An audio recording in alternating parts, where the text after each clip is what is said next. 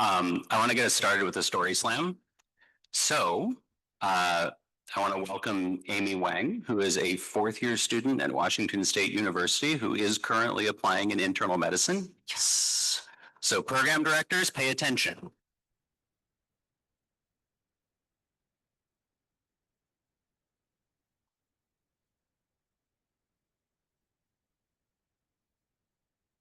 Good morning, everyone. I'm super excited to be here. This story takes place about 15 months ago. I was a newly minted third-year medical student, full of that paradoxical combination of eagerness and timidity, which some of you may remember from your own MS3 years. Sorry. It was morning in the clinic, and Joe was here for a routine visit. About 50, sporting a baseball cap and a tattoo of a rifle on his left arm, he gave blunt, unsmiling answers to each question I asked. I imagine both of us were relieved when my attending, Dr. T, arrived to help perform the physical exam. Per routine, Dr. T asked Joe to lift up his shirt for the cardiopulmonary exam. This revealed several more tattoos across his torso, which I glanced at only briefly. Dr. T, however, paid closer attention. He pointed at a tattoo on the left side of Joe's chest. "Is that your son?" Looking at the tattoo again, I saw an image of a young man's face, in three-quarter profile, smiling. "Yeah," said Joe. He got into a motorcycle wreck a few years ago. What do you say when faced suddenly, unexpectedly, with someone else's grief? Dr. T and I said variations on, "I'm so sorry." Joe replied, "It's okay," and we left it at that. Up against the clock, we proceeded with our exam. Still, it felt wrong to move on. As I listened to Joe's lungs, I wanted to say something more, but I had no idea what or how. Next was the cardiac exam. As I auscultated from Joe's right upper sternal border, along his left sternal border to his cardiac apex, I noticed the stethoscope land just next to the outline of his son's right ear, then centimeters from the edge of his cheek, then just below his chin. I realized I was tracing a perimeter around his son's face. And that's when it hit me. "The tattoo of your son, you have him over your heart," I said, placing a hand over my own heart. At this, Joe smiled, his eyes meeting mine. "Yeah." Looking back on the past 15 months, it's hard to believe how much I've learned. It's not just medical knowledge, how to manage hyponatremia or interpret chest x-rays. It's the other stuff too. Establishing trust, delivering bad news, acknowledging grief. Among these lessons is the one I learned from Dr. T and from Joe. Always ask about the tattoo. Thank you.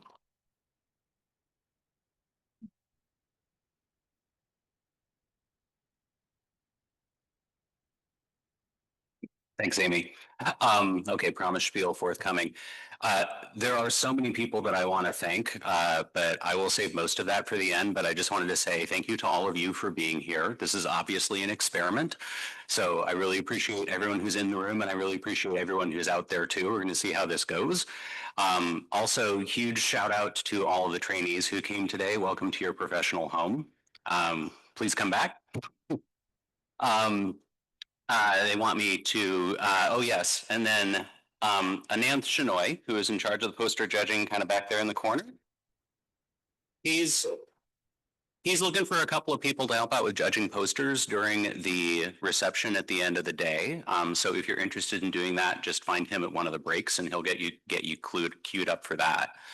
Also, huge thanks to our course chairs, Delaney Goulet and Nina Tan. They're going to be doing most of the intros today, so you'll see more of them too. They also had me do the unfun stuff, so I have to go through the disclosures. So let me do this.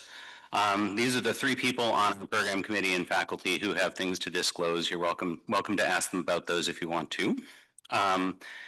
ACP has added their anti-harassment policy, which is fairly lengthy to the disclosures that they ask us to go through. I mean, I will summarize this as saying, please be kind to one another, y'all.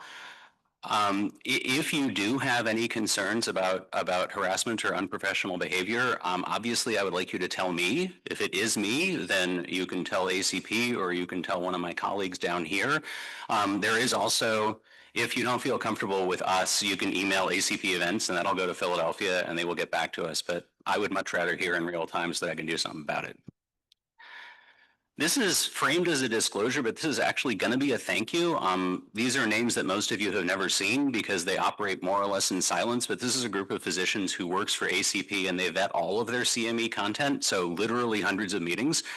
And they don't have any disclosures, thankfully. But if you're interested in working with this group, let me know because it's kind of an interesting thing to do. But they actually reviewed all of our content for this meeting. Finally, we will be, at the end of the meeting, we will be posting links and stuff for how to get CME and MOC points. There will also be like the usual MOC quiz. So that's all going to be after the meeting. We'll also be looking for feedback. Feedback for this meeting is going to be super important. We really want to know how you think it went. That is all that I have to say for myself, but I will, Dr. Campbell, come on up and get plugged in. Lauren Campbell is one of my colleagues at UW. She works at the VA.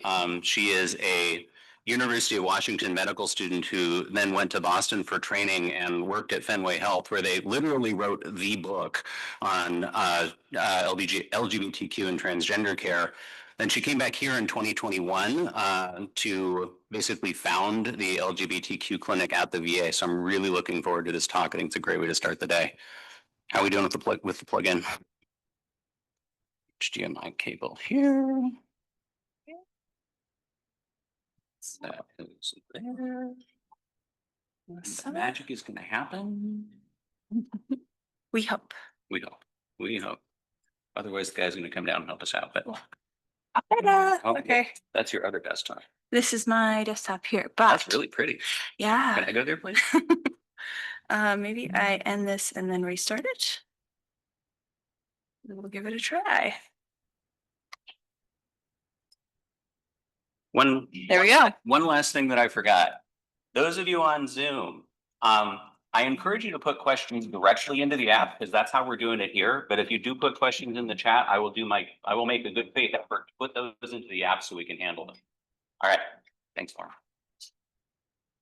Then I'm going to try hard not to step on the other laptop, but hi everyone, welcome. Thank you for letting me speak today about gender affirming care in this really troubling time in our country. My name is Lauren Campbell. I use she, her, hers pronouns. I'm a primary care provider at the Seattle VA and the medical director for LGBTQ health. And prior to this, as you heard, I worked at Fenway Health, which is an LGBTQ health center out of Boston, where the majority of our care was providing care for LGBTQ people, and including gender affirming care, as well as doing research in this arena. I'm just going to give you a full disclosure. I am 6 months pregnant, and so if I am sweating and my short of breath, that is why. I want to acknowledge that much of my knowledge comes from my prior practice at Fenway Health, although of course I am also using the WPATH, our World Professional Association for Transgender Health Guidelines, UCSF, as well as the endocrinology guidelines, and my experience, and of course my patients' experience, which they share and which is incredibly valuable. I have no financial disclosures, unfortunately, but I do need to acknowledge that there are no current FDA-approved medications for gender affirming care, so everything I will be discussing today is off-label. In terms of goals and objectives, I really want folks to have an understanding of the importance of gender affirmation, discuss affirming services in general, and then talk specifically around gender affirming hormone therapy, providing an overview of the options of hormone therapy, the expectations, benefits, and risks, so our informed consent for hormone therapy, and then the recommendations for monitoring. So why is this important? I'm sure you all know. Big takeaway. It's safe, it's effective, and it is life-saving treatment. So in 2022, the US Trans Survey of 92,000 trans and gender diverse people found that 98% reported that they felt more satisfied with their life after receiving hormone therapy. There are really few to no medications out there otherwise where you can really say something that is that positive of an effect. There are also significant health inequalities when we talk about gender affirming care and gender diverse people. So higher rates of stress and suicidal ideation, greater incidence of HIV and STIs, lower rates of certain cancer screenings, greater prevalence of osteopenia, et cetera. And there are both individual and systemic factors that contribute to this. So as many of you are primary care physicians and internists, it's important that we really try to address both of these. We want to work with our patients to decrease tobacco use and substance use, increase physical activity, and promote sexual health and well-being. And then we also want to serve as advocates, both for systemic change as well as the policies that are needed to support our patients and our colleagues and our friends. As you all know as well, gender affirming care is primary care. This is stuff we do every single day. We provide preventative screenings, we address mental health needs, we integrate chronic health management, collaborate with interdisciplinary teams, and coordinate care with specialists. And so all of this is really in our arena as internists to be able to provide to our patients. Oh, I think I might have, okay. So what specifically do we need to think about in terms of primary care? We really want to use a trauma-informed approach to care. So following things like the USPTF guidelines, but you might have to tailor it a little, right? You might run your prevent calculator for statins and say, okay, if we put N in here, what does it come out to? What if we put F in here? What does it come out to? How long has this person been on hormone therapy? Let's put it all together and talk about that. It is a more nuanced conversation than you might have with some other folks, but I think it's an important one to think about. We want to kind of adapt the guidelines when we need to, talk about kind of a shared decision-making when we come to all of these screenings, including thinking about PAPs. Are people going to tolerate a gyne exam? Maybe they need to do a self-PAP because that's not something that they otherwise would be able to get done, for example. And then address any modifiable risk factors. And finally, of course, advocate for systemic change. This is going to be incredibly important. And then we really want to pay particular attention to our older LGBTQ population. There are just increased rates of social isolation and, concerns if people end up in nursing homes, are they going to be able to be themselves around staff, or do they have to go back and mask and hide their identities just to be able to get the care they need? And so really being advocates for our patients, having open conversations, and as much as possible, talking about this stuff up front so we can put their people that are most important to them, into their healthcare if we need to. All right, so how can we affirm our patients beyond these basic things? So the first and foremost, you want to ask and offer people your name and your pronouns. And that opens the conversation, allows people to know, hey, I'm also a safe person to let you, I want you to let me know your name and your pronouns and not just what is written on a page or on an EMR. We can help folks update medical records with chosen name and pronouns. We can give them advice on legal updates as well. Transitquality.org has an awesome website you can go to. You can type in, I need to update my driver's license in Washington State, and it'll go through the steps of how to do so. So I refer people there often. We can talk about support groups and community. We can talk about individual therapy and community events. And then in terms of medically affirming services, voice therapy can be very helpful for people. Unfortunately, things like estrogen does not change vocal cords, pitch and tone once people have developed those vocal cords under testosterone. So that can be a very helpful service. Permanent hair removal, some insurances cover, others don't.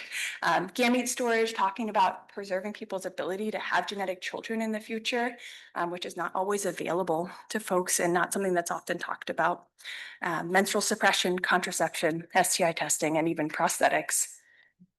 And then just a few specific prosthetics. I have some examples up here, but everything from chest binders to packers to stand-up devices. I think these are important to talk about. Not many insurances will unfortunately cover them, but people are using them. And we want to talk to people about safe use, appropriate use. You know, binders can cause injuries if we're wearing them all day and all night, or restrict breathing, for example. So we want to talk about safe use of binders. We know that STP devices can help people use bathrooms more freely. UTIs are super common in this population because they're holding it, right? They're saying, I don't have a safe place to literally go to the bathroom. And so I'm not going to go. And so allowing people to have the things they need to access that is really important. Surgeries can be part of the conversation if people want. Of course, nobody ever has to have a surgery if that is not part of their goals. Like this is not, should not be day one. What surgeries do you want? But it is an important part of the conversation for people who want these types of things. And it is something where we can offer support. We can provide supportive letters. Insurances require these letters still, as if these surgeries are more dangerous somehow than other surgeries that we offer people. But we have a number of wonderful surgeons, thankfully, in Washington State that people can access. And so we do want to support people's choice to get these surgeries. They are medically necessary in many cases. Moving right along, I'm going to go on to discussing the specifics of hormone therapy. And I'm sorry if I'm going a bit fast here. This is a 60-minute presentation, and I'm shortening it a little bit here. So in terms of the informed consent model of care, we do want to use this model when we're talking to our patients about hormone therapy. There's no one right way to provide informed consent. Really, we need to individualize it to the patient's cognitive and emotional needs. This is not something that requires a signature, but really rather a nuanced conversation and discussion about really the goals, risks, and expectations of the patient, right? What do they want? What can we expect? How do we nuance this journey for people to really reach those goals the best we can? And so I think that's an incredibly important mindset to take into it. So there's no really one right cookie cutter journey for people. It really is something that we need to meet people where they're at and work with them throughout this second puberty process and beyond. Oops, I'm skipping again, sorry. So what are the criteria for starting hormone therapy? Per the WPATH, which is the World Professional Association for Transgender Health, we want somebody to have a persistent, well-documented gender dysphoria. Essentially, they have experienced this for at least 6 months is the standard at this time. We want folks to have the capacity to make an informed decision and consent to treatment. And so sometimes that does involve other people, depending on the person's ability to consent. This is a criteria for folks who do meet the age of my majority in this country. So there would be a different talk if we were talking about children or minors as well. And then if there are significant or other medical, mental health concerns that are present, they should be reasonably well controlled. But I will give you the huge grain of salt that the decision to deny or even to delay care should really not be taken lightly when we're talking about hormone therapy. Gender affirming hormone therapy is considered medically necessary treatment, and in most cases provides a significant positive effect when we're talking about mental health and engagement with healthcare in general in terms of being able to take care of your diabetes, take care of your heart condition, being willing to come into a doctor's office. And so I do not delay this care when I don't need to for people because of that specifically. I also put at the bottom, like, why is this medication any different? We use much less safe medications every day without requiring this process of people to start. So basic principles of gender affirming hormone therapy, all of us have varying levels of hormones in our bodies. What is affirming for some is not going to be affirming for others. Heredity and age do limit the tissue's response to hormones, right? We're not making Beyoncés out of everybody on estrogen. We really want them to look like them, want them to look like other folks they're genetically related to. And then more is not always better. So we know with testosterone specifically, when we get to super therapeutic levels, testosterone starts aromatizing back into estrogen. So we can start getting bleeding cycles and things like that again. So we really want to aim for average levels at least, or somewhere in between, as opposed to really super therapeutic levels. And I'm going to talk specifically a little about estrogen and androgen blockers, go over our formulations, the effects, the timeline of those effects, the risks and side effects, and then monitoring. All right, so for estrogen options, there's three main formulations, as you know. There's pills, there's patches, there's injections. They're all effective. There's not like a best version for you. It really depends on what the patient finds will be something they can take most regularly, will work for their body. And then there is some nuanced discussion, of course, of cost and risk. And so when we talk about the oral formulation, most of the time we're talking about pills that we're going to swallow. They typically come in 2 milligram pills, and so people often need between 1 and 4 of those tablets once a day. We typically recommend people take them and swallow them. There's a lot of folks out there using them more as sublingual these days, thinking that it overcomes first pass metabolism through the liver. We found that in fact it does not. So we should talk to people about that. It is still going to be significantly processed by your liver. You will still swallow a ton of it. So it still gets to be that through that process.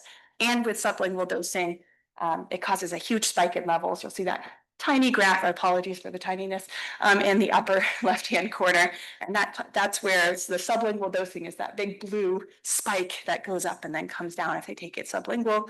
And we're really not sure of what that effect has in terms of coagulopathy risk, kind of, or any other risks at this point, or benefit, honestly. So again, generally recommending people take it, swallow it by mouth. The injectable formulation, the other thing with the oral formulation, you think of it as relatively easy because it's pills. It's also our cheapest formulation of estrogen, which is lovely, but it is our highest risk formulation. And I'll talk about comparisons between these in a little bit. So in folks who have higher risk for VTE, this might be a formulation you'd want to say, if we can get away from it, let's do that. And then in terms of as injectable estrogens, there's two main formulations. There's estradiol valerate and estradiol cypionate. Typically, folks dose the valerate as once every week. The cypionate can be once every week or once every other week. Typically intramuscular, though can be used subcutaneous. There's one study showing non-inferiority if we switch between them.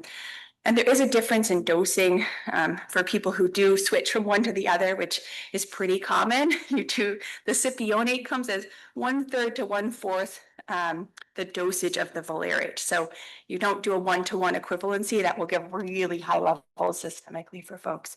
And typically with the injections, you need pretty small levels to get really high systemic effects. So I would say 5 milligrams of the valerate once a week is a pretty typical dose. Many people don't need to go up from there. The injections are nice because you don't have to do them every day. People feel they work really well. However, of course, they involve needles. Lots of folks have needle phobia. This is not something they can adhere to regularly. It can be expensive as well for people. And then finally, the pharmaceutical companies just decide to run out for some reason every few years. So you have to switch everybody to something else and then switch them back. So I do forewarn people up front about that situation because it's a very unpleasant one when we get there. And then in terms of risk, it's still on the riskier end for VTE, but it is going to be slightly less risk than the oral estrogens. And so that is something to counsel around as well. And then finally, there's transdermal estrogens. And typically want to use estradiol patches. This is higher clearly than the menopausal hormone dose. So we usually start at 0.1 milligram patches, either once a week if you're thinking Chimera, or twice a week if we're thinking Vivel dot patches, and then go up from there. So people might need 2 or 3 or even 4 patches to get to the appropriate dosing. The challenges with the patches, of course, that you have to wear a patch. And so if people are like soaking in a hot tub or something like that, it's going to come off. If they're sweating a lot, have a lot of body hair in the area where you put it, typically down on the lower abdomen or upper buttock, it might not be something that sticks as well. And then lots of people do get some skin irritation with it. So all of those can be challenges. But these are our safest formulations of estrogen by far for folks who are using it. So if people can tolerate it and can afford it, this might be something to consider, especially in our higher risk populations. And then in general, all of these forms of estrogen are 17 beta estradiol. So this is absolutely our safest formulation of estrogen. We want to avoid ethinyl estradiol. We want to avoid conjugated estrogens. All of these other formulations have much higher risk of VTE. And so really we want to stick with our 17 beta estradiol. All right. lots of talk on that slide. In terms of anti-androgens, so many folks, especially if they're younger, are going to need an anti-androgen, especially in the beginning of second puberty, to pair with their estradiol in order to fully suppress their testosterone, if that's their goal. And so estrogen will do a little bit of it, but if we want to really get the testosterone suppressed to the cis female level, that is something where you're going to need to add an anti-androgen, and spironolactone is our workhorse here. It works as a competitive antagonist at the androgen receptor, so it displaces testosterone from that receptor, so it cannot have its systemic effects. And it works really well at doing that. It's also safe. It's something we use in really medically vulnerable people, people who are in heart failure. Here you go, have some spironolactone. So a lot of folks who are worried about their safety, I think we can reassure them this is a safe and effective medication to be used in addition to in addition to your estrogen to help suppress your testosterone. It's probably even more effective than estrogen at helping suppress hair as well. And so that's another thing that people often have as a goal. So we can talk to them about that. The challenge is, of course, if you go too fast, people are going to feel dizzy, lightheaded, and pee a ton. And people do not like that effect. And so making sure like we start slow. And for me, slow is often 50 milligrams twice a day. And then we can go on up from there, depending on how well people get suppressed after about 6 to 8 weeks on that therapy. There are other things that can also help suppress testosterone. So finasteride, much weaker, clearly. It just prevents T from changing into DHT, its strongest formulation, but it doesn't change the testosterone from actually doing its systemic effects as well as spironolactone. However, some people still are going to prefer it. There's progesterone. I'm going to talk a little bit more about that because there's some nuance there and unfortunately a lot less data. And then there's Lupron injection. So this is our very strong medication, right? These are our puberty blockers or GnRH agonists. And these are given in clinic. You do have to get approvals from insurance. I've been able to get those approvals when you say, hey, people are not able to access, or they failed these other formulations or on high doses of Spiro, they're getting side effects and it's not effective enough. Maybe we need to go to something like Lupron.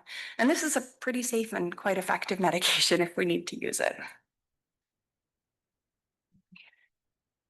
And then specifics about progesterone, because there's a lot. If you are in the community at all and on Reddit or just talking to other folks, like this is something that's very that people are going to hear about, they're going to ask you about. And I think it's important to have some basic information to bring them.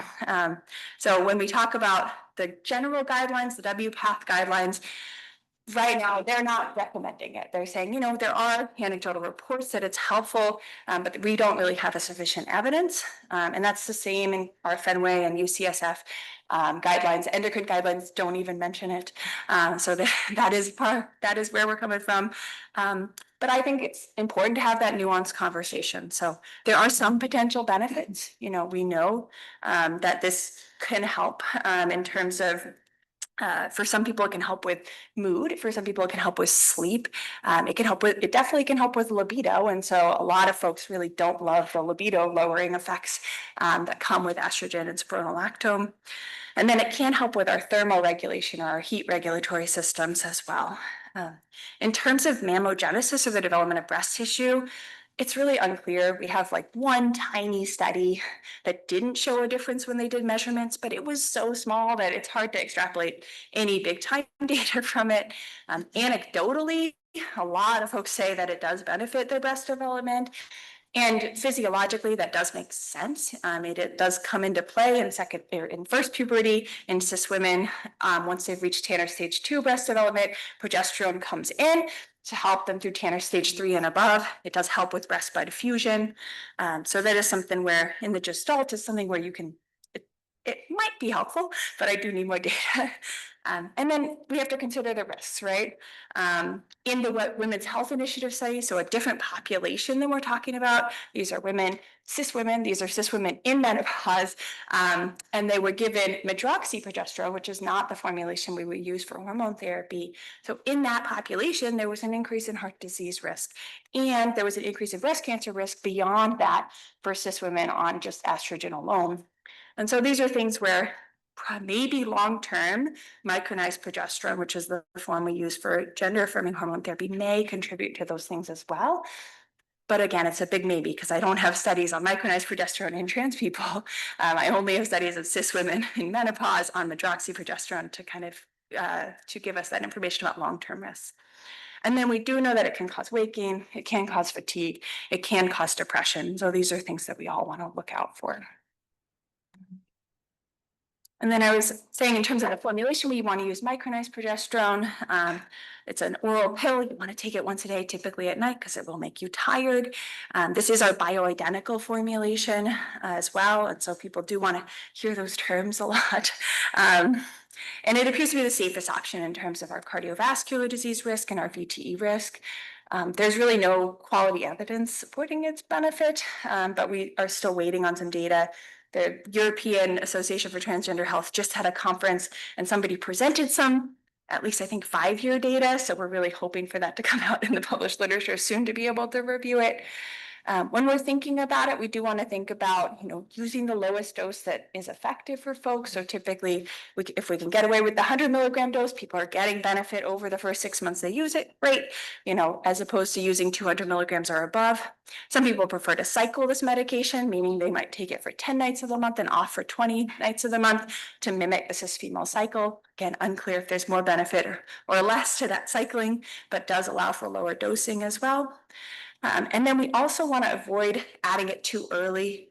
Just thinking about how progesterone comes into play in cis-female puberty. If we add it before that Tanner stage 3 breast development, we worry a little bit that we're going to cause breast bud fusion too early, and that could lead to an abnormal breast shape or stunting of breast development. So typically we say if we can wait a year, let's wait a year. But again, I don't have a ton of data. So a lot of this, we go back with the person you're talking to and say, what are your goals? What have you learned? What is important to you? If you want to start it early, we can. I don't have data saying you shouldn't, but it is something where, typically we want to start a little bit later. And then again, quoting the WPATH, they recommend that we avoid using medications that don't have as much peer-reviewed scientific data if we can avoid them. So there are folks out there promoting the use of, for example, of rectal progesterone and bicaglutamide. These are not things that we tend to recommend at this time. And so again, having that informed consent conversation with your patient of the evidence is helpful. And then what we do know about estrogen. So in terms of the effects, right, we think about there's permanent and not permanent effects. The second puberty does typically take between 3 to 5 years for people on hormone therapy at the cis-female levels when we're approximating those. It can take longer if people have periods of time when they're not at those levels, or if their goal is never to be at those levels. So these changes might not happen specifically on that timeline.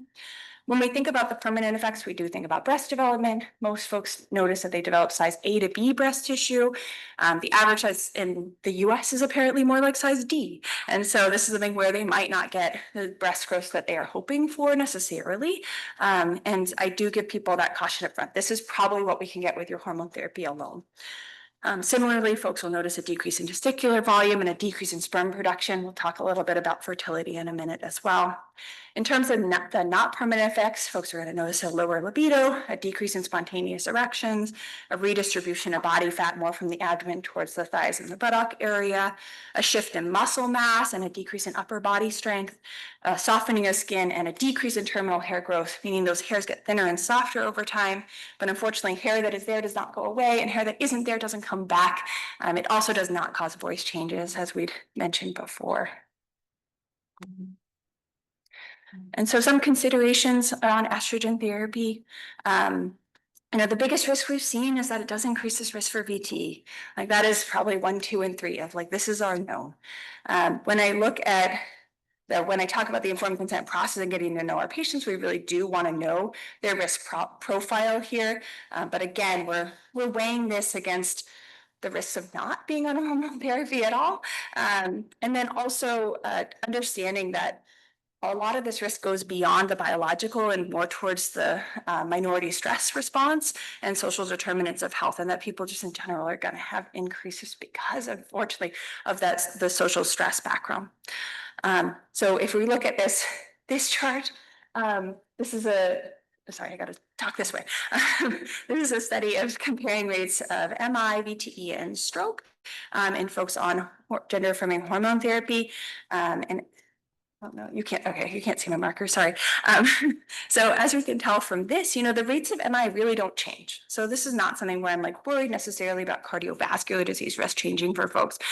The rates of VTE significantly do. We're talking about 2 to 4 times increase in the rate of VTE in population on estrogen hormone therapy. And the rates of stroke are more varied. It's mostly related to the rates of VTE. Of course, there's all types of stroke, so this is not necessarily a one size fits all, but we do think there's probably some increase as associated with the rates of VTE, but not beyond that. And then other things to consider for estrogen formulations. If you look at this bottom chart as well, comparing the formulations of estrogen, as I was saying, we do not recommend ethinyl estradiol or conjugated equine estrogens. The incidence of VTE is significantly higher when we are using these formulations. So we really want to stick with our 17 beta estradiol formulations. And then comparing the 3 different versions of 17 beta estradiol, which are safer versions, you can see that there is a difference in terms of the incidence of VTE per 10,000 person years on estradiol valerate, which is our injectable formulation, versus the oral estradiol versus the transdermal formulation. And if you want to think of this in comparison to cis women on oral contraceptives, so the risk in cis women on oral contraceptives of VTE per 10,000 person years is 3 to 9.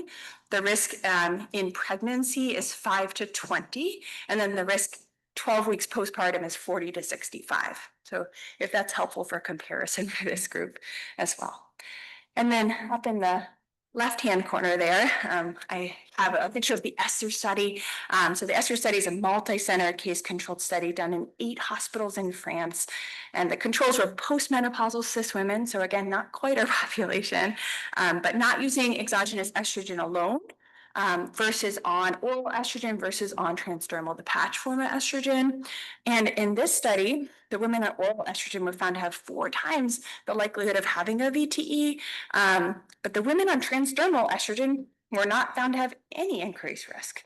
So that was somewhat surprising, but happily surprising in my view of, again, saying the risk with the patch formulation of estradiol is going to be much less than these other formulations if folks can tolerate it and it's affordable for them. And then in general, of course, overall risks, there are other risks. Some people do experience more nausea or vomiting with estradiol, worsening headaches or even migraines. There's potential for liver inflammation because estradiol is processed through the liver. Risk for gallbladder disease goes up to the cis female level as opposed to the cis male level. In rare cases, we'll see something like a benign pituitary prolactinoma. I do tell people that if they start lactating, they need to let me know so that we can make sure that nothing else is going on. And then there's questions about mental health effects. Of course, many people feel calmer and more centered and more like themselves on hormone therapy. But for some people, this might cause more anxiety, just especially in the society we're living in.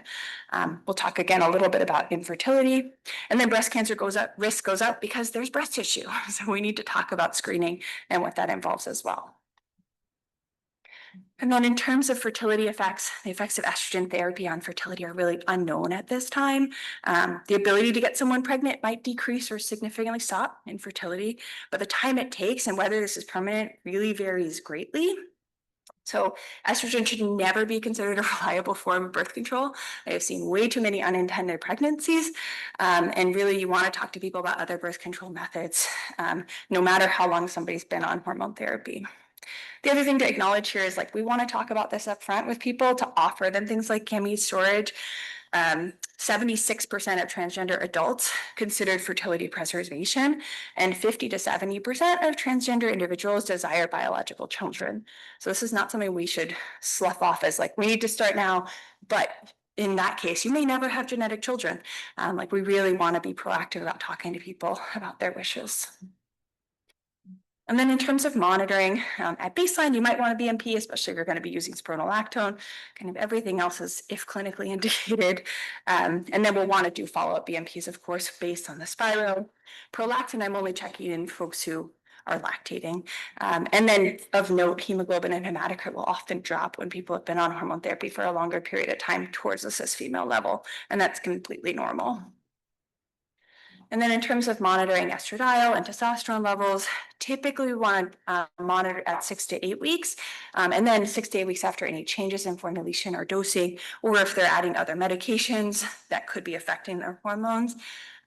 We typically are thinking about the ideal level as the mean daily level for premenopausal cis women, especially during that second puberty period of around 5 years. And that's typically between 100 and 200, albeit estradiol labs are not the most accurate thing in the world. If they're at 250, it's okay. It's not something where I measure specifically because I need to know exactly that level. There is some variance here. A lot of it is based on how people are feeling. And I tell people upfront that we are not necessarily aiming for a specific number that you have to be at in terms of estrogen. That's a little contrary to like the testosterone level, which is much more accurate. In folks who really want to be on those cis levels, that's where you talk about, we do want testosterone suppression. That is going to be really helpful in terms of development. And so aiming for a testosterone level somewhere between 50 to 75, again, some variance there, is helpful when we think about the progress of second puberty. And then there is some timing variation in blood draws. This graph is essentially how estradiol levels vary between the different formulations. So you look at the very flat line, that's actually our patches. There is very little variation day to day. The pills are this little blue line, so up and down every 24 hours. And then there's the weekly injections versus the every other week injections. So in terms of timing, with the injections, you could time it to kind of a mid dose, but it's really, the guidelines are unclear. Should we check the peak? Should we check the trough? Should we check in between? So that could be a nuanced conversation with people because we don't have specific guidelines there. With oral estradiol, we want to check at least 2 hours after, sublingual 4 to 6 hours after, and then with the patch, it's really any time. All right, and then in terms of testosterone, I'm going to go over the same types of things. So formulations, effects, risks, side effects, and monitoring. In terms of formulations, we think about testosterone as injectables or gels. The injectables, we have two formulations, the enanthate and the cypionate. They're pretty interchangeable. One is formulated in cottonseed oil. The other is formulated in goodness, I'm forgetting the moment, sesame oil. And so there is a difference there. If people have an allergic reaction to one, it's not the testosterone, it is what it's formulated in. You want to just go ahead and switch. Standard dosing is every 2 weeks, but some people prefer weekly dosing for less of the high up and the low down, and that's reasonable. There's also an auto-injector form of testosterone called Xiocid, which is awesome, but you do have to use a prior auth to get that through insurance. And then there's topical versions. So the gels, we used to have patches available, but the pharmaceutical company discontinued them, so no longer an option. The gels are applied every day, which they're kind of messy, and I don't use them in folks who have little kids at home or pregnant people at home, just because it's really easy to transfer this, unfortunately. It takes about 15 minutes to dry to the touch, but about 6 hours to dry to the point that it won't rub off on other people. So you have to be very, very cautious if folks are using this gel and there are other people around them where it could transfer. But otherwise, it's generally pretty easy to use. If we can get it, I tend to use the pump formulation just because it's a little less messy than having to open packets every day. But those are just some of the nuances. And of course, testosterone is a controlled substance. It's Schedule 3, so we do have some limitations in how we're able to prescribe it. In terms of other options, there is Testapel. We have at least 3 Testapel providers in the greater Seattle area, albeit they are very overbooked at the moment. And anyone who wants to learn how to do Testapel, I highly encourage you to do so. This is a great option for folks. There's these little subcutaneous pellets that are replaced every 3 to 4 months, absorb really well, and you don't have to do anything for your testosterone in the meantime. So that's really nice for folks to be able to do and walk around in their lives and not have to think about this, especially if they've been on testosterone for a longer time period. There's also a really long injectable called testosterone undecanoate, which is only available in some offices, has to be given in the office because there is a small risk for oil embolism. So I don't tend to recommend it because other testosterone formulations are safe and effective, and that one still scares me given that possibility. But it is an option that some people want to use. And then finally, there's the newer oral formulation. I have not prescribed it ever in terms of gender affirming hormone therapy, and I think we just need more data on. And then additional medications, people are going to notice vaginal atrophy or frontal hole atrophy. So offering estradiol vaginal cream up front can be very helpful in terms of managing the symptoms from that. Minoxidil or finasteride if folks are experiencing androgenic hair loss, and then progesterone in terms of suppressing menses and for contraception, especially because 20% of people, even on great doses of testosterone, are not going to get full menstrual suppression with that alone. And then in terms of the timeline effects, of course, again, there's permanent and not permanent effects. I've starred the permanent effects. Folks are going to notice clitoral megaly, clitoral enlargement. They're going to notice deepening of their voice, development of facial and body hair, and potential for scalp hair loss if it's genetically in their family in folks at the same age, right? If everyone developed it in their 70s and they're starting hormones in their 30s, it's not going to develop in their 30s. So I do give people that caution because that is a big worry. And then in terms of the not permanent effects, people are going to get a surge of acne for that first 2 years. They're going to notice an increase in libido, possible cessation of bleeding, fat redistribution, just like we talked about the other way.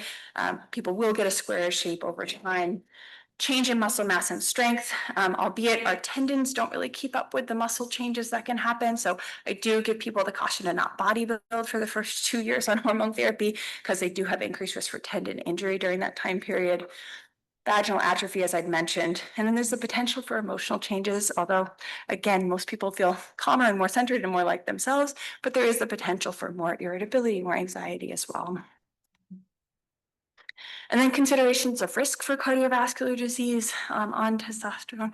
Oh gosh, that is all. Okay, 5 minutes. All right, I'm going to do my best. In terms of, what we understand about it, really testosterone might increase risk factors for cardiovascular disease towards the same as those for cis men in their genetic family. But really, in the studies that we have not found an increased risk of cardiovascular disease morbidity or mortality. So all of these are pretty reassuring studies, and we're talking about hundreds, so over 1,000 people in total, where they really did not show a change in cardiovascular disease morbidity or mortality. So I do give people reassurance there. Other things to think about, there are a lot of question marks here. The data is incredibly mixed. Does it lower HDL and elevate triglycerides? Maybe. Does it increase blood pressure? Maybe. So all of these, I put them on there as these are potential things that could happen for folks, but definitely not things that I expect. There is the possible risk of liver injury in people who take oral testosterone. We don't, again, tend to use that formulation. Fertility, I'll talk about again in a minute. We have seen cases of chronic pelvic pain that are unexplained once people have done a full workup, and we do attribute to testosterone, so that is a possibility, but please do a full workup for pelvic pain and don't just attribute it to testosterone when you see people with that.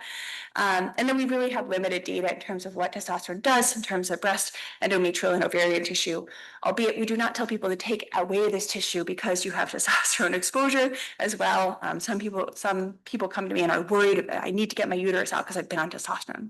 That's not the case. And then, we do know that testosterone causes polycythemia. So this is a very, very common occurrence. And when people are in that higher hemoglobin hematocrit range, there is an increased risk for VTE, though the evidence is really quite weak. So in the one kind of cohort study of almost 1,000 trans men or non-binary people prescribed testosterone, 20% developed a hematocrit over 50%. Thromboembolic events occurred in 5 of 519 patients, or 0.9%, with 4 of those 5, 80% meeting the criteria for erythrocytosis at the time. So there's a possible association. And then what do you want to do with that information? So in the world of gender affirming care, we consider polycythemia when somebody's hematocrit is over 54%. At that point, I would say we want to do something for most folks to try to bring that risk down if there is a potential risk for VTE. The first thing is you can switch from every 2-week injections to every week injections. We know that can improve polycythemia. You could switch testosterone to gels. That's also going to provide even further improvement in polycythemia. You could continue with the current dosing and formulation and have people do regular phlebotomy. And then finally, you can also talk about stopping testosterone therapy if that's within the patient goals, but it's definitely not like first, second, third line. And then in terms of fertility effects, again, the effects are truly unknown. The ability to have a pregnancy might decrease significantly or stop, but that also might be more age dependent than anything, just because people are going to be on hormone therapy throughout their lives. We do know that testosterone is a teratogen, so if people are having genital sex with somebody with sperm, it's really important that they use another form of contraception to prevent pregnancy. Again, lots of unintended pregnancies, lots of appearances to emergency departments where people do not ask and they do not offer that I am on testosterone, but I have a uterus, and nobody's asked them if they have a uterus, and the pregnancy test is not checked. So it's just, again, really, really important that we talk about this with all of our patients, and that we offer contraception as well and offer pregnancy counseling when it's needed. And then in terms of lab monitoring, we do want to check H&H, all the other things, again, as clinically relevant. In terms of testosterone, we want to check at 3, 6, and 12 months when we're starting T, and then recheck every 2 to 3 months after a formulation change, a dosage change, et cetera. The goal range, I'll plug this in maybe too, for testosterone is somewhere between 400 and 700. And I only check estradiol if people aren't having those androgenizing effects that they expect. And then in terms of follow-up care, generally we want to assess people how people are feeling. Are they feeling affirmed? Are they having the changes they're hoping for? Right? We want to discuss how they're using their medication. A lot of people get messed up on where in the syringe you want to draw up to for the injections, for example. We want to talk about their social supports and their safety in the community, talk about mental health, review sexual history, talk about if they're interested in surgery and what that could look like, legal document changes, and addressing other risk factors. And then any changes in terms of our non-binary individuals, I'd say we just want to tailor to where people are at, right? We can offer things that are not hormonal. We can talk about hormones and adjustments of dose to levels that are consistent with how people are feeling and what they want. We can just use anti-androgens, albeit not so safe for the long-term bone health. So if we can avoid that for long periods, we will. And then talk about kind of limited courses of hormone therapy and what that could look like. And then some people ask about microdosing, what is that? It's really using low doses or limited courses of hormones, like we were just talking about, and just reminding folks that they can stop the medication whenever it's not affirming or desired. And we really want to take this flexible approach, honestly, with everybody. And that's it. I think I got to the end. Thank you.